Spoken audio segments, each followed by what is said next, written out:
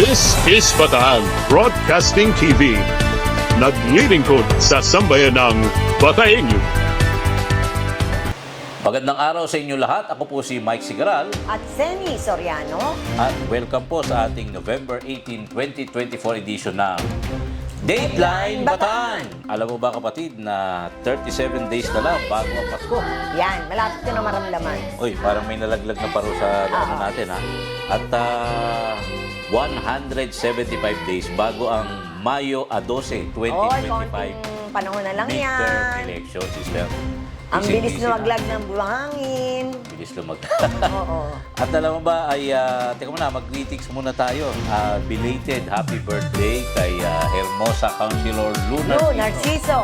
Nag-birthday siya noong November 16. No, hindi natin naramdaman. Hindi ako updated kung ilang taon na siya. Huwag mo nang alamin. Basta magparamdam na lang. Bata pa rin yan. Diba? Magparamdam na lang na. Happy birthday, Hermosa Municipal Councilor Luna Narciso. Narciso ng bayan ng Hermosa. At wala na ba tayong kaibigan o kaaway na nagbe-birthday? Marami. Dito kasi lahat eh. Di ba? Walang pasok ngayon lahat ng mga Lahat ng antas. pampublikong Pampubliko at pribado. Ha? sa lahat ng antas. Yan ginawa naman yan ni Governor Joed, no? Para naman sabihin maiwasan dahil iniisip nila nandiyan pa yung bagyong Pipito, Si no? Pepito. No, Ito bang kasing tindi ba rin to nung councilor ng Lamao? Yes, no? Talaga naman. Bagyong bagyo. Si Tito Montero. Tito sir. Montero. Good luck sa Hi, iyong kandidatura Hi, bilang Konsihal. Sabi ko nga municipal councilor. Ha? Oo, sabi ko nga kay Silang dalawa Konsihal ni Pitong, kachat ko yung kanyang magandang may bahay, si Hi, Ma'am Miriam Borja, Montero. Sabi niya malakas nga po, kaya lang meron pang ibang mga konsihal Ayun. na lumaban. Sabi ko, ganito lang yan Kung sino yung weakest link ng administrasyon, Yari. si Konsi Pitong naman ang pinaka-strongest contender. Siyempre, huwag din nga nakakalimutan yung former kapitan dyan. Yes, oo. Yung Si Cap Bart. si Konsi Bart Reyes, Na ngayon ay tumatakbo for re-election. Dahil nga walang pasok, di ba? Magpasalamat tayo, Kuya Mike, sa Kumustahin lahat. nga pala natin sila. Kumusta yung naging weekend ninyo? Yan, oo. Dahil siyempre lahat parang naganda. Di ba? Nanahimik. Nasa mga bahay. Dahil nga yung bagyong Pepito super typhoon daw. And let's thank God na kahit pa paano in-spare tayo. Dahil oo. wala naman masyadong malakas na ulan. Ewan pa, walang naghintay ang malakas na- lahat. Pero talagang And naghanda. Not to mention, signal number 2 tayo. Oo. Ngayon ay 1 na lang yan. Pero ngayon, signal number 5 sa ibang lugar. Katanduan. Grabe. Sa Bandang No? Bicol Region. At saka hindi, Cagayan. nagpapasalamat tayo sa lahat ng risk reduction management officers PDR. mula sa probinsya, di ba? Sa mga munisipyo, sa mga bawat bayan, at maging sa mga barangay. Talagang naghanda, no? Nandiyan na yung mga preemptive evacuation tulad ng ginawa ng Sa Maribeles. Bayan ng Maribeles, oo. Pero yung sabi ko, yung sinasabi po ni Ate Sin na naghanda, hindi yung naghanda ng pansin. Hindi. No, pinaghandaan yung Yung Shanghai, yung pinupuro sa di Ate Sin. yung pagdating ng bagyong Pipito. Pinaghandaan talaga. Pinaghandaan. Ha? Dahil naman kasi nakita natin doon sa mga nakaraang bagyo, parang nagparada yung bagyo sa Pilipinas Oo, Nakaraang bagyo, Apat nakakaawa ba yun? naman. Oo. For the past 1 month, di ba? 4, 5. Nakakaawa yung sinapit ng ating mga kababayan, lalo na yung nasa Norte at nasa Bicol region. Speaking of PDRRM mo, MDRRM mo, ito sa bayan ng Maribeles, Ayan, update tayo, oo. sister, ha? Oo. Of course, sa overall directive ni Maribeles Mayor, Mayor A.J. A.J. Concepcion, Concepcion. nagsagawa ng pagbibigay babala Oo. at preemptive evacuation ang Evacuation. Maribeles Disaster Risk Reduction and Management Office. Katuwang siyempre ang Maribeles PNP, Oo. Maribeles BFP, Bureau of Fire Protection, Oo. at Public Safety Office. Ayan, Ang si, manuhan ng kaibigan natin. si JP Halos. JP Halos. No? At sa yung Public Safety Office din sa Barangay Biyaan, Sisiman, Baseco, Yes, Malaya, oo. Maligaya at Kabkabin. Yun yung may mga coastal Oo, area. coastal areas, no? Talagang, grabe ang ginawa nila. Para sa nagtatanong, Isa-isa. ano ba yung preemptive evacuation? Ang preemptive evacuation ay isang hakbang na sinasagawa bago pa man magkaroon ng Yan. actual na panganib o sakuna upang masiguro ang kaligtasan ng mga tao at layunin nito. Ayon pa kay Mayor AJ, layunin nito, Kuya Mike and Ate Seni, na maiwasan ang anumang pinsala o maaaring may dulot na hindi magandang epekto ng bagyo sa bayan ng Maribeles. Habang papalapit ang Super Typhoon Pepito ay kinakailangan ng maagap na aksyon upang matiyak ang kaligtasan ng lahat. Yan yung naging mensahe ni Mayor AJ sa mga Maribeles. Nakita natin talagang ginawang paghahanda ng bayan ng Maribeles. Yung ding ibang bayan, gano'n ang ginawa. Lahat ng bayan na merong coastal barangays, pinaghandaan din nila yan, no? Yes. Yan, makikita natin yan sa mga video na ipapakita natin kung ano yung ginawang preemptive evacuation. Yes. At punta na tayo sa ating balitaan. Sister, maraming Bago yan, congratulations muna doon sa 3 barangay nananalo sa Lupong Tagapamayapa Incentive Award. May istorya kaya No? dyan. Basahin mo na. No, ang 3 barangay na ito ay ang yung barangay Kupang proper dito sa siyudad ng Balanga na nanalo bilang second runner-up sa kategorya ng Component City. Sa Barangay Mulawin sa bayan ng Orani, no, naging first runner-up sa third class municipality.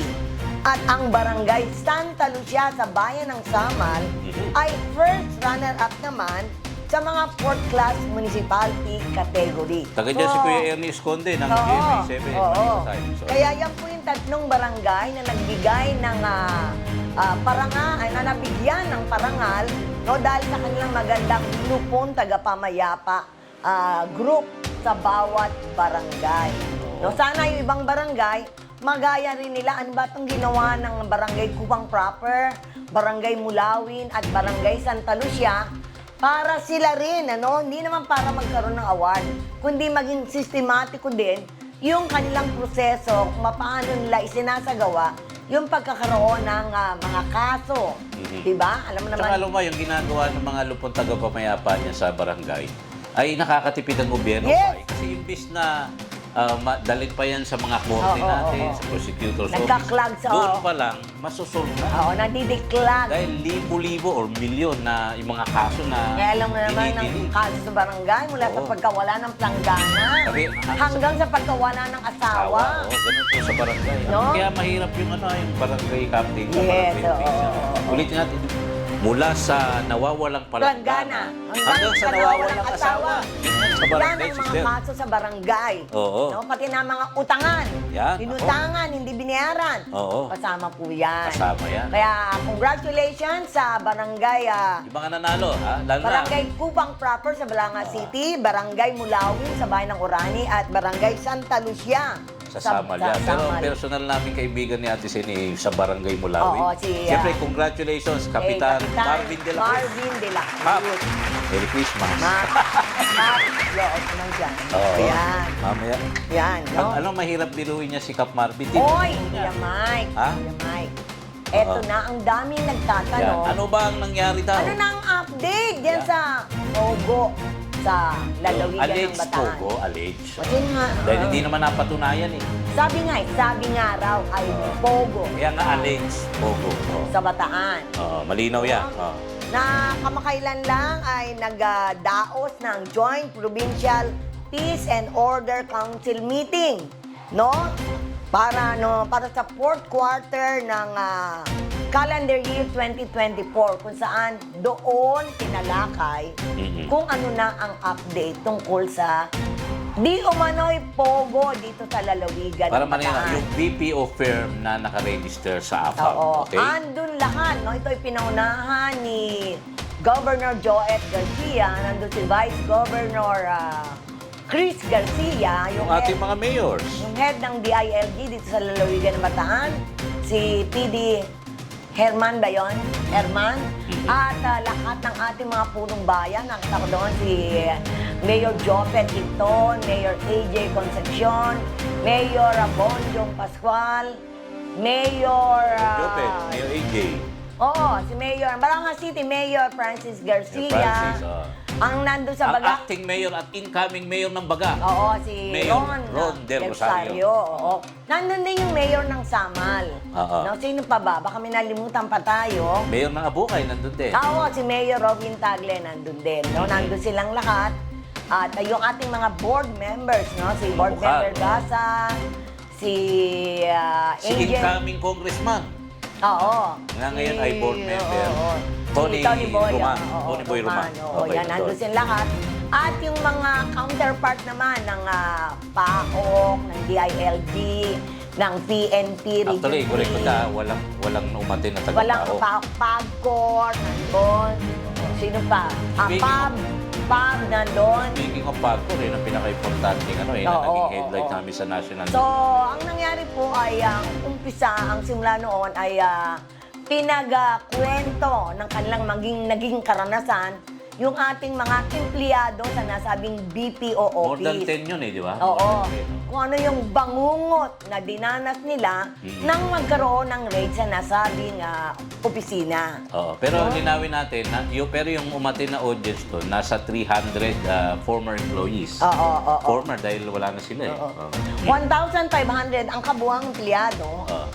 Pero hindi 12 na lang. makakasa dun sa tourism pavilion. 12 lang ang nag-represent sa kanila. Oo. Pero Nandun din yung iba nandun, almost 300. Nandun din yung mga lawyer ng ng Central 1 Bataan, no? Si Magandang babae yan. Oo, si Attorney Cherry Ann de la Cruz Tsaka yung isa. at Attorney Casillas Joson, no? Si Casillas, yun yung katabi kong maganda, di ba? Kaya hindi ako masyadong inantok eh. Oo, di ba? Magaganda yung lawyer ng nandoon. Central 1 eh. At ang nakakatuwa, hindi nakakatuwa pala, no? Dahil nga, bangungot yung naging karanasan sila, ayun, no? Iisang parang mga tema ng mga ikinuwento ng mga empleyado kung saan talagang nag-iiyakan. Pati lalaki, no? Nag-iiyakan. Lalo na yung sinampal. Sinampal, oo. Sabi nila, nanginginig sila, natatakot, dahil minumura daw sila, pinataas ang kamay nila, di ba? Walang gagalaw, hindi pwedeng gamitin ang cellphone, walang titingin sa mga nagre-raid, no? At talagang sinasabing, pag hindi kayo sumunod, i-detain kayo dito ng 4 na araw. So kung iisipin, yun ay Friday, so iniisip nila, naku, Lunes pa kami, marami doon, mga pamilya, hindi alam na ganun yung nangyayari sa kanila. Dahil ang alam, pag ganitong oras, uuwi na sila. Pero sa madalit salita, sa tagal ng gumawa sila ng profiling ng mga lahat ng nandon, na I think sabihin talaga namang ginagawa ng mga ng mga raiding team. Ito naman, in fairness naman sa panig naman ng otoridad, kasi ako minsan nakakasama ako sa mga raid ng PNP, PDEA, ganyan. Siyempre, kung magre-raid ka sa isang lugar, magpapaalam ka ba? Siyempre, Hindi. pero ang ano lang doon, ito nga, ipasok na natin. Kaya nga sabi, bago isinasagawa yung mga ganyang operation, merong intelligence report ka. Yes, oo. Okay, so, May sa surveillance, lahat na. Sabi, halimbawa sa drug, minsan, minimum dyan, one month surveillance. Tama. Bago isagawa yung operasyon, siyempre, surprise talaga yan. Oo. Kaya lang, hindi naman tama yung ginawang human rights abuse na kukunin mo yung cellphone, may allegedly ninakaw na pera na umabot sa 100 million. Sabi, yun, Oo. hindi mo na natin pwede sabihin. Hindi tuloy nakasweldo yung mga bata. Diba? Oo. Kasi may mga kilala din kaming personal na mga employee ni Ate Seni dyan sa ano na yan. Pero sabi nga, pasok natin, uminit naman ang ulo si Sir. Ay, grabe. Failure of intelligence. Kasi nga ganito, bago yan, para alam nila bakit uminit ang ulo. Walang maisagot na matibay na ang CIDG, no? Yung mga pahayag. Hindi matibay yung mga pahayag nila. Yung ating PNP sa Region 3, no? Pag tinanong, ano ba ang nangyari? Nasaan kayo? Totoo ba yun? Ang lahat sinasabi, nasa ano lang Yung po kami. pinadala po hindi yung mga hindi kasama sa operasyon. Oo. At nasa operasyon man, wala dun sa pinaka-main Wala rin sa action. loob. Dahil sabi nila, Nasa labas lang po kami nagbabantay ng sa pero linawin perimeter. natin, yung sinabi, yung dala nilang search warrant ay para dun sa alleged human trafficking na hindi na't matunayan. Kaya nga nito, nagbistulang House Quadcom Senate hearing ang idinaos na 4th Quarter Peace and Order Council meeting nitong nagdaang Miyerkules lang yan. Sa naturang pulong, uminit ang mga diskusyon sa bahagi na pinag-usapan ng nagdaang di umano'y mapang-abuso, quote-unquote, raid na sinagawa ng PAO sa isang AFAB registered BPO firm, ang Central One Bataan PH Incorporated, na nagresulta ngayon sa pagkawala ng trabaho ng mahigit 1,500 workers.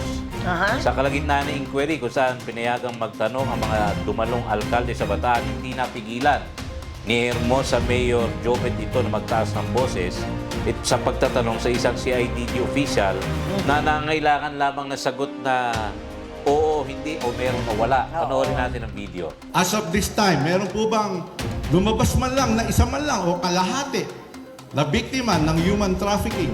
Meron po ba?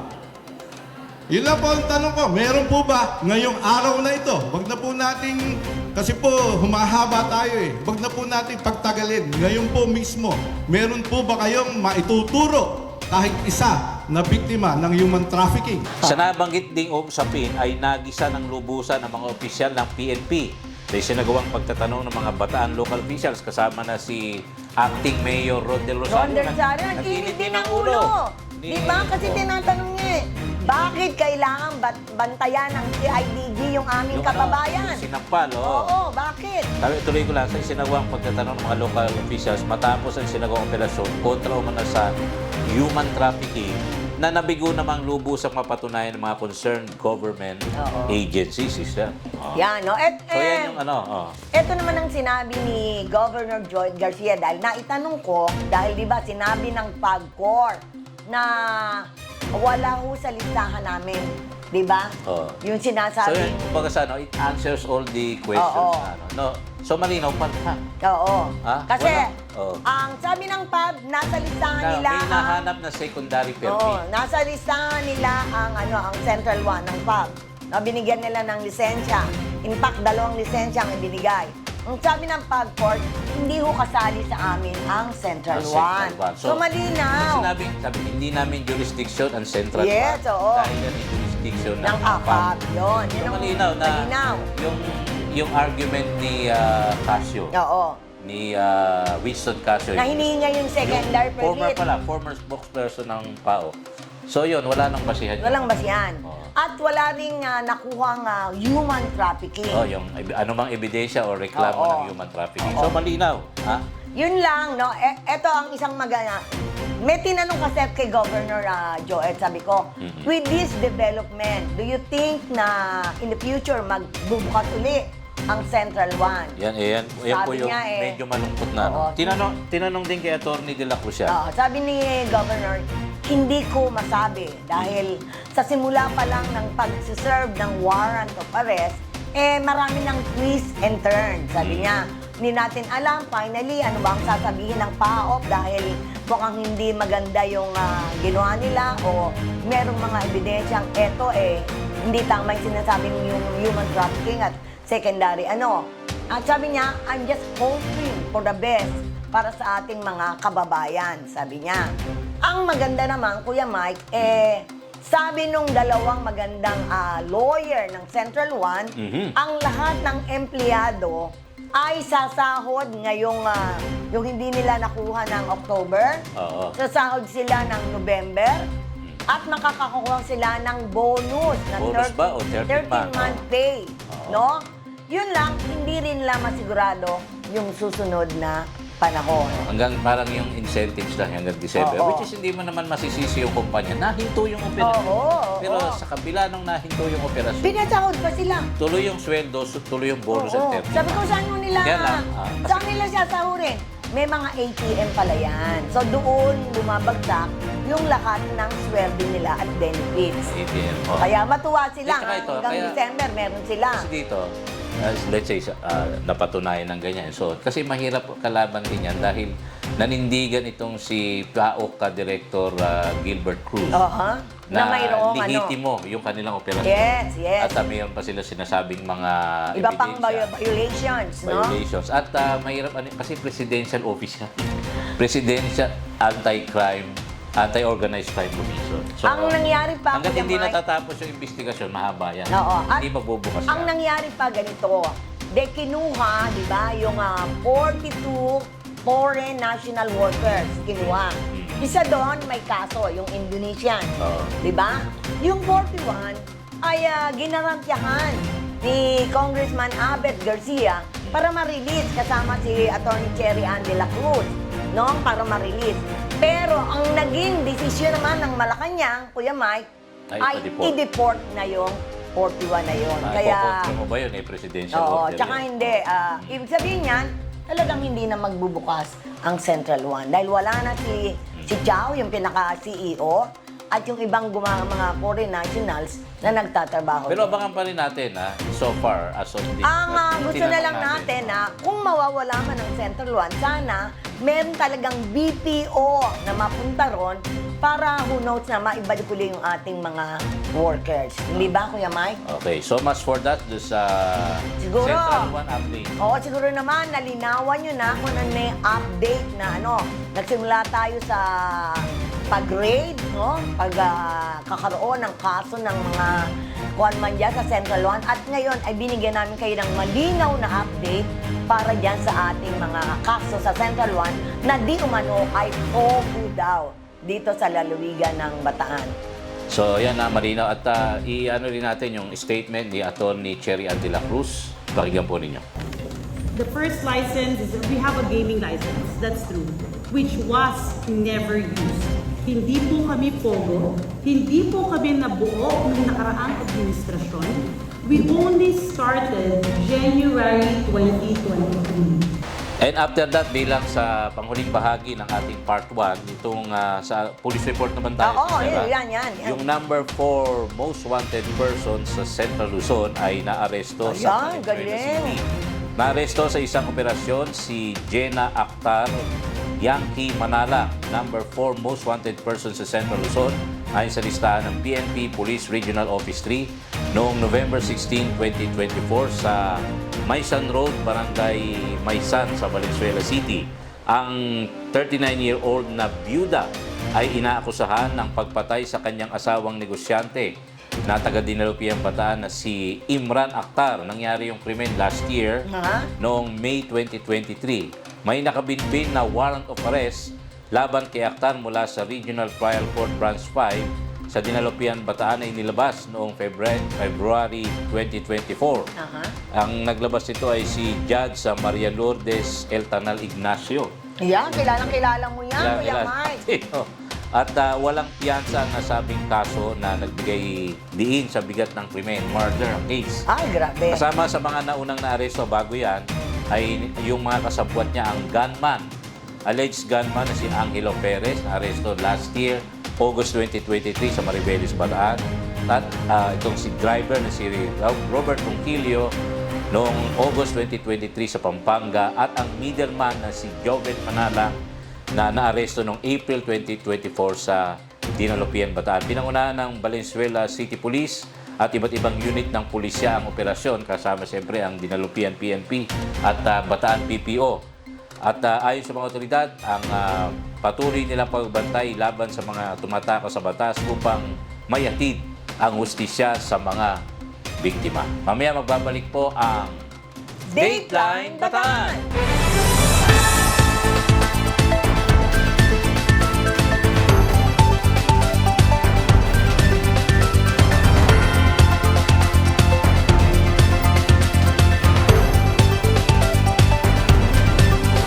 This is Bataan Broadcasting TV.